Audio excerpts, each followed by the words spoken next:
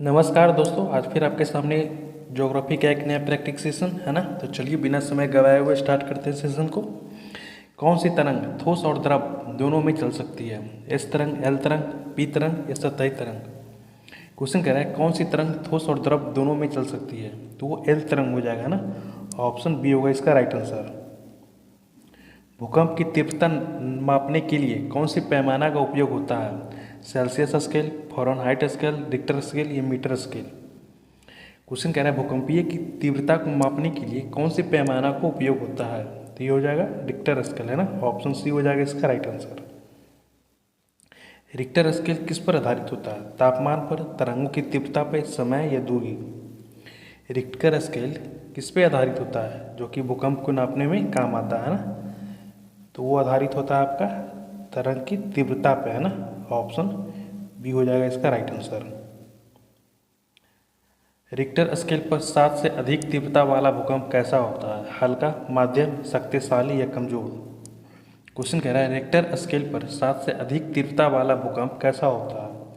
तो वो होगा बहुत ही शक्तिशाली है ना। ऑप्शन सी हो जाएगा इसका राइट आंसर। सुनामी क्या है? तेज हवा है, समुद्री भूकंप से उत्पन्न विशाल लहरें या ज्वालामुखी की राख, नदी की बाढ़? क्वेश्चन कह रहा है सुनामी क्या है? तो वह है समुद्री भूकंप से उत्पन्न विशाल लहरें है ना। ऑप्शन बी हो जाएगा इसका राइट आंसर। सुनामी का मुख्य कारण क्या है? तूफान, समुद्र भूकंप, वर्षा या हिमपात? क्वेश्चन कह रहा है सुनामी का मुख्य कारण क्या है? तो वह है समुद्री भूकंप है ना। ऑप्शन बी होगा इसका राइट आंसर। सुनामी में सबसे अधिक किस क्षेत्र को प्रभावित करती है? पर्वतीय क्षेत्र को, मरुस्थल को, तटीय क्षेत्र या मैदान? क्वेश्चन कह रहा है सुनामी सबसे अधिक किस क्षेत्र को प्रभावित करती है? तो वो तटीय क्षेत्र को है ना। ऑप्शन सी होगा इसका राइट आंसर। पर्वत क्या है? समतल भूमि, ऊंची और खाड़ी भूमि, जल से घिरी हुई भूमि या रेतीली भूमि? क्वेश्चन कह रहा है पर्वत क्या है? तो ये हो जाएगा आपका ऊंची और खाड़ी भूमि है ना। ऑप्शन बी होगा इसका राइट आंसर। और इस तरह का क्वेश्चन देख के आपको ही बिल्कुल नहीं घबराना है कि क्या कराया भी क्या कराया जा रहा है। बिल्कुल भैया, ये आपके प्रैक्टिस पेपर करवाया जा रहा है और प्रीवियस ईयर क्वेश्चन करवाया जा रहा है ना। ये अपने हम मन से हम कोई क्वेश्चन नहीं करवा रहे, सारा का सारा आपके एग्जाम में पूछा हुआ क्वेश्चन है ना। प्रीवियस क्वेश्चन है तो आपको ये नहीं समझना क्या है, ईजी है, लेकिन आपके practice paper previous year question है। विश्व का सबसे ऊंचा पर्वत कौन सा है? K2, Kanchenjunga, Mount Everest, Nanda Devi? Question कह रहा है विश्व का सबसे ऊंचा पर्वत कौन सा है? तो हो जाएगा माउंट एवरेस्ट है ना। ऑप्शन बी सी होगा इसका राइट आंसर। पठार की मुख्य विशेषता क्या है? बहुत नीचा क्षेत्र, समतल लेकिन ऊंचा क्षेत्र, रेगिस्तान क्षेत्र या दलदली क्षेत्र? क्वेश्चन कह रहा है पठार की मुख्य विशेषता क्या है? तो वह समतल लेकिन ऊंचा क्षेत्र है ना। ऑप्शन सी हो जाएगा इसका राइट आंसर। ढक्कन का पठार किस देश में स्थित है? चीन, नेपाल, भारत या श्रीलंका? क्वेश्चन कह रहा है ढक्कन का पठार किस देश में स्थित है? तो हो जाएगा भारत है ना। ऑप्शन सी।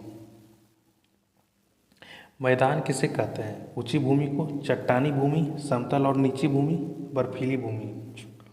क्वेश्चन कह रहा है मैदान किसे कहते हैं? तो हो जाएगा समतल और नीची भूमि है ना। ऑप्शन सी होगा इसका राइट आंसर। भारत का सबसे बड़ा मैदान कौन सा है? तटीय मैदान, गंगा के मैदान, थार मैदान या नर्मदा के मैदान? क्वेश्चन कह रहा है भारत के सबसे बड़ा मैदान कौन सा है? तो वह गंगा के मैदान है ना। Option B. बलित पर्वत कैसे बनती है? ज्वालामुखी से, नदियों से, प्लेटों के टकराने से, हिम नदी से? क्वेश्चन कह रहा है बलित पर्वत कैसे बनती है या बनी है ना। तो प्लेटों के टकराने से है ना। ऑप्शन सी होगा इसका राइट आंसर।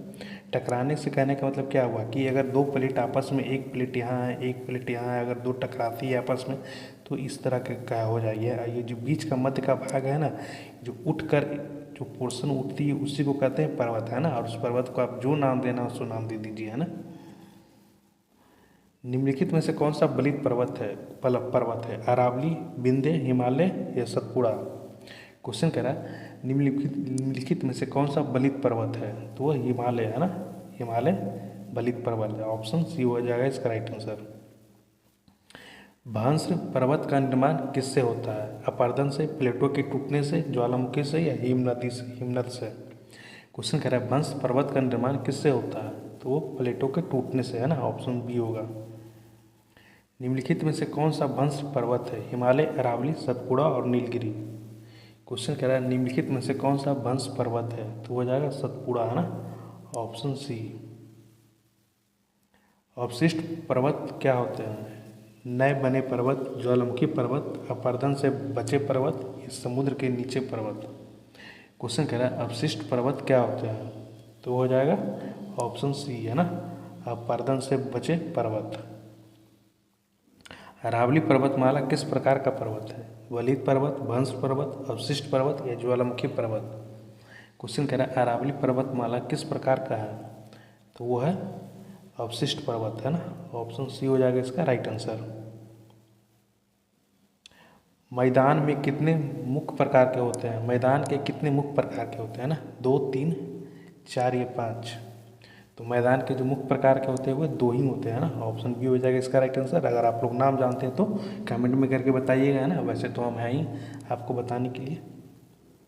नदी द्वारा बने मैदान क्या कहलाते हैं? तटीय मैदान, अपरदन मैदान, जलोढ़ मैदान, हिमानी मैदान।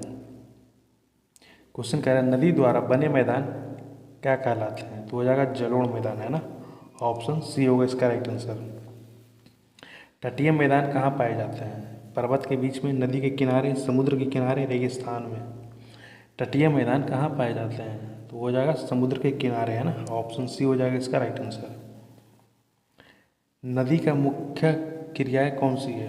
केवल अपरदन, अपरदन, परिवहन और निक्षेपण, केवल निक्षेपण या केवल परिवहन। क्वेश्चन कह रहा है नदी का मुख्य क्रियाएं कौन सी है? तो हो जाएगा ऑप्शन बी, है ना, अपरदन, परिवहन और निक्षेपण। नदी का युवा अवस्था में प्रमुख कार्य क्या होता है? निक्षेपण, अपरदन, डेल्टा निर्माण या मेंडर निर्माण। क्वेश्चन कह रहा है नदी का युवा अवस्था में प्रमुख कार्य क्या होता है? तो होता है अपरदन का, है ना, ऑप्शन बी हो जाएगा इसका राइट आंसर। युवा नदी की घाटी कैसी होती है? चौड़ी और समतल, यू आकार की, भी आकार की या गोलाकार की। क्वेश्चन कह रहा है युवा नदी का घाटी कैसी होती है? तो वो भी आकार की, है ना, ऑप्शन सी होगा इसका राइट आंसर। प्रौढ़ा नदी का विशेषता क्या है? तीव्र ढाल, जलप्रपात अधिक, मेंडर का निर्माण या डेल्टा का निर्माण। क्वेश्चन कह रहा है प्रौढ़ा नदी का विशेषता क्या है? तो ये ऑप्शन सी होगा इसका राइट आंसर, है ना, मेंडर का निर्माण। वृधा नदी की मुख्य विशेषता क्या है? तीव्र अपरदन, गहरी घाटी, अधिक निक्षेपण या जलप्रपात। क्वेश्चन कह रहा है वृधा नदी का मुख्य विशेषता क्या है? तो हो जाएगा अधिक निक्षेपण, है ना, ऑप्शन सी होगा। डेल्टा का निर्माण कहाँ होता है? नदी के उद्गम पर, मध्य भाग में, नदी के मुहाने पे, पर्वतीय क्षेत्र में। क्वेश्चन कह रहा है डेल्टा का निर्माण कहाँ होता है? तो होता है नदी के मुहाने पे, है ना, ऑप्शन सी हो जाएगा। गंगा नदी का डेल्टा किस नाम से जाना जाता है? Nile delta, Sundarban delta, Krishna delta, Godavari delta. Question कह रहा है गंगा नदी का डेल्टा किस नाम से जाना जाता है? तो सुंदरबन डेल्टा, है ना, ऑप्शन बी होगा इसका राइट आंसर। जलप्रपात सामान्यतः किस अवस्था में पाए जाते हैं? वृद्धा, प्रौढ़ा, युवा अवस्था, डेल्टा अवस्था। क्वेश्चन कह रहा है जलप्रपात सामान्यतः किस अवस्था में पाए जाते हैं? तो वो युवा अवस्था में, है ना, ऑप्शन सी होगा इसका राइट आंसर। मेंढर क्या होता है? जैसे हम लोग ऊपर भी पढ़ रहे थे ना मेंढर, तो मेंढर क्या होता है? नदी के मुहाने, नदी का घुमावदार धाराएं, जलप्रपात या झील। क्वेश्चन कह रहा है मेंढर क्या होता है? मेंढर का मतलब होता है नदी का घुमावदार धाराएं, है ना। मेंढर का निर्माण मुख्य किस अवस्था में होता है? युवा नदी, प्रौढ़ा नदी, वृद्धा नदी, हिमानी नदी। क्वेश्चन कह रहा है मेंढर का निर्माण मुख्य किस अवस्था में होता है? तो प्रौढ़ा नदी, है ना, ऑप्शन बी होगा इसका राइट आंसर। तलछट का अर्थ क्या होता है? नदी द्वारा काटी गई भूमि, नदी द्वारा जमा की गई मिट्टी, हिम द्वारा बनी भूमि या हवा द्वारा लाई गई रेत। क्वेश्चन कह रहा है तलछट, तलछट्टी जिसको तलछट के नाम से भी जाना जाता है ना, उसका अर्थ क्या होता है? तो होगा ऑप्शन बी, है ना, नदी द्वारा जमा की गई मिट्टी। तलछट अपरदन का क्या अर्थ होता है? मिट्टी कटाव, मिट्टी का परिवहन, तल द्वारा भूमि का कटाव या रासायनिक अपरदन। तलछट अपरदन का क्या अर्थ होता है? तो ये होगा ऑप्शन सी, है ना, तल द्वारा भूमि के कटाव। यू आकार घाटी का निर्माण किससे होता है? नदी से, हवा से, हिम नदी से या समुद्र से? क्वेश्चन कह रहा है यू आकार घाटी का निर्माण किससे होता है? तो वो हिमनद से है ना, ऑप्शन सी हो जाएगा। नदी द्वारा बनाई गई घाटी सामान्यतः कैसी होती है? यू आकार, वी आकार या गोलाकार या चौकोर? क्वेश्चन कह रहा है नदी द्वारा बनाई गई घाटी सामान्यतः कैसी होती है? तो वो वी आकार का है ना।